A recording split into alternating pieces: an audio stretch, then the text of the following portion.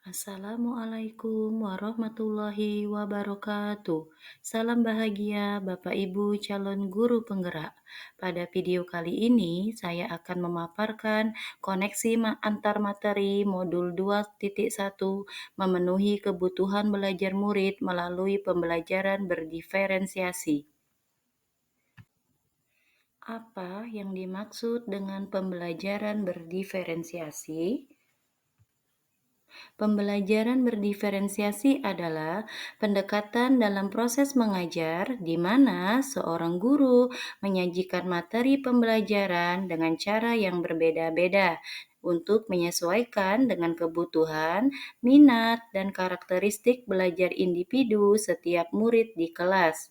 Adapun tujuan utama dari pembelajaran berdiferensiasi adalah agar semua murid dapat terlibat aktif dalam proses pembelajaran, merasa didukung, dan mencapai hasil belajar yang optimal sesuai dengan potensi masing-masing. Bagaimana cara melakukan pembelajaran berdiferensiasi di kelas? Agar dapat melakukan pembelajaran berdiferensiasi, guru harus 1. Mendefinisikan tujuan pembelajaran dengan jelas. 2. Menganalisis kebutuhan belajar dengan melakukan asesmen diagnostis berupa kognitif dan non-kognitif berdasarkan 3 aspek, yaitu kesiapan belajar, minat belajar, dan profil belajar murid. Ketiga, merencanakan pembelajaran berdiferensiasi berdasarkan hasil pemetaan dengan menerapkan 3 strategi pembelajaran berdiferensiasi, yaitu diferensiasi konten, proses, dan produk. Keempat, menyusun RPP atau modul ajar berdiferensiasi.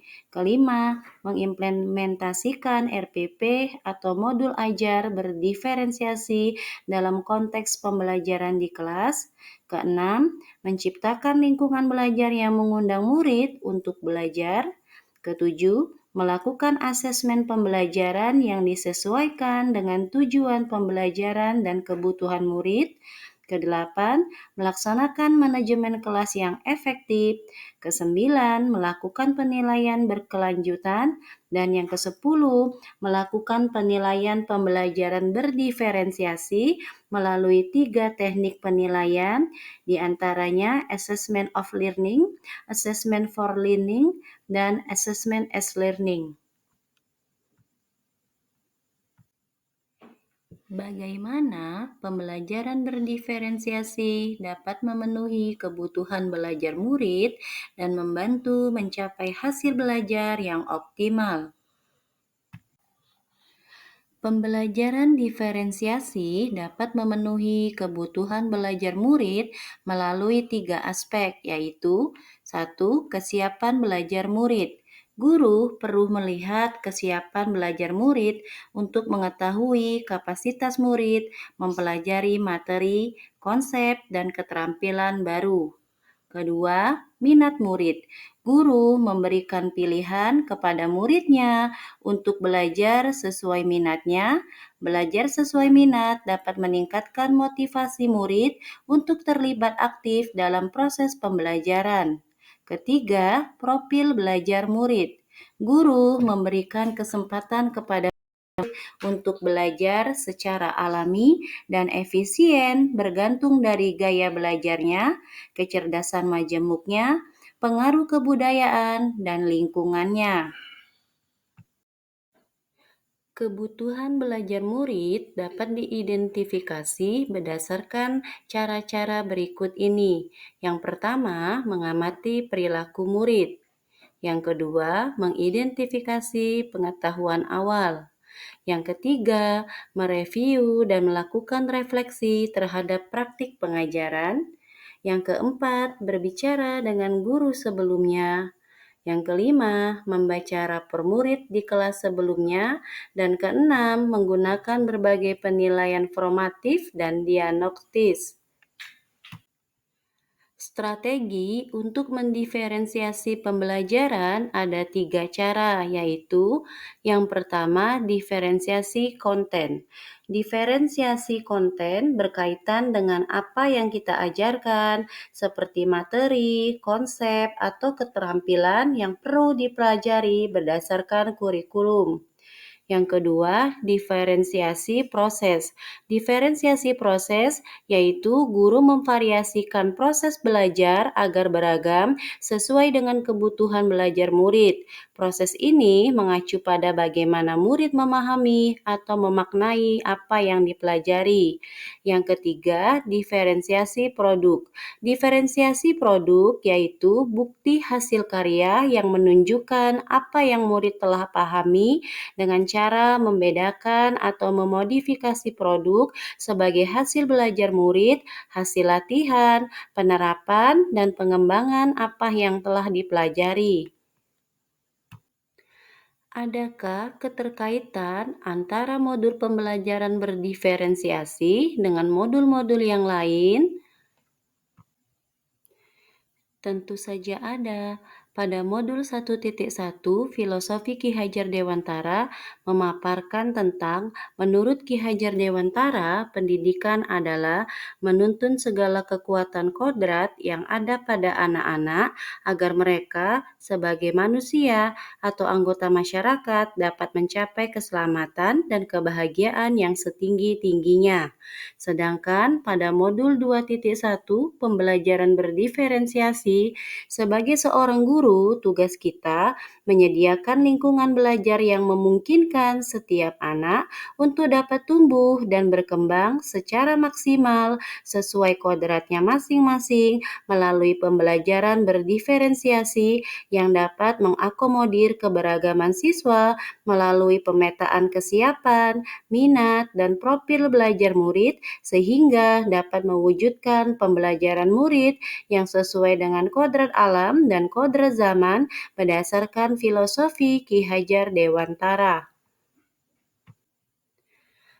Pada modul 1.2 tentang nilai dan peran guru penggerak menjelaskan mengenai nilai-nilai dari guru penggerak adalah mandiri, reflektif, kolaboratif, inovatif, serta berpihak pada peserta didik. Adapun salah satu peran guru penggerak adalah mewujudkan kepemimpinan pada murid. Sedangkan pada modul 2.1 pembelajaran berdiferensiasi menjelaskan tentang dalam melakukan pembelajaran berdiferensiasi, seorang guru penggerak harus berpihak pada murid, reflektif, mandiri, kolaboratif, dan inovatif untuk menciptakan pembelajaran berdiferensiasi agar dapat memenuhi kebutuhan murid. Dengan demikian, seorang guru penggerak dapat mewujudkan kepemimpinan murid dengan menuntun murid merdeka belajar. Hal ini sesuai dengan nilai dan peran guru penggerak. Adapun pada modul 1.3 tentang visi guru penggerak menjelaskan tentang visi guru penggerak adalah representatif visual tentang bagaimana murid kita di masa depan, yakni mewujudkan profil pelajar Pancasila. Dalam menyusun visi hendaklah berpihak pada murid sebagai landasan segala perubahan dalam pendidikan dengan pola pikir positif melalui pendekatan inquiry apresiatif atau IA menggunakan tahapan Bagja. Sedangkan pada modul 2.1 pembelajaran berdiferensiasi menjelaskan tentang dengan visi yang berpihak pada murid, tentunya akan terwujud pembelajaran yang berpihak pada murid, yaitu sebuah pembelajaran yang mampu menjawab kebutuhan yang berbeda-beda pada murid, yaitu pembelajaran berdiferensiasi. Adapun modul 1.4 tentang budaya positif menjelaskan tentang berdasarkan penerapan tahapan Bagja akan muncul pembiasaan-pembiasaan positif yang kita kenal dengan budaya positif. Budaya positif akan mendorong murid untuk mampu berpikir, bertindak, dan mencipta sebagai proses memerdekakan dirinya, sehingga murid lebih mandiri dan bertanggung jawab. Sedangkan pada modul 2.1 pembelajaran berdiferensiasi menjelaskan tentang dalam melaksanakan pembelajaran berdiferensiasi antara guru dan murid harus ada kesepakatan kelas terlebih dahulu agar proses pembelajaran dapat berjalan dengan baik dan penerapan pembelajaran berdiferensiasi di sekolah akan membentuk budaya positif dengan kontrol guru sebagai manajer sehingga membuat murid merasa dihargai. Adapun kesimpulan koneksi antar materi di antaranya, 1. Pembelajaran berdiferensiasi adalah pembelajaran yang mengakomodir beragam keunikan pada setiap anak. Hal ini sangat sesuai dengan pemikiran Ki Hajar Dewantara bahwa pembelajaran haruslah berpihak pada anak. Yang kedua, nilai-nilai yang melekat pada guru yaitu mandiri, reflektif, inovatif, kolaboratif, dan berpihak pada murid merupakan komponen utama dalam mewujudkan pembelajaran berdiferensiasi. Ketiga, murid sebagai subjek pembelajaran yang beragam harus terlayani dengan baik melalui visi yang baik pula. Dan yang keempat, pembelajaran berdiferensiasi merupakan bagian dari budaya positif. Demikianlah pemaparan video dari saya. Sebelumnya, izinkanlah saya menyampaikan sebuah pantun. Di kota Berlin banyak melati, melati putih untuk seremoni. Para bapak ibu yang saya hormati, terima kasih telah menyimak presentasi ini. Wassalamualaikum warahmatullahi wabarakatuh.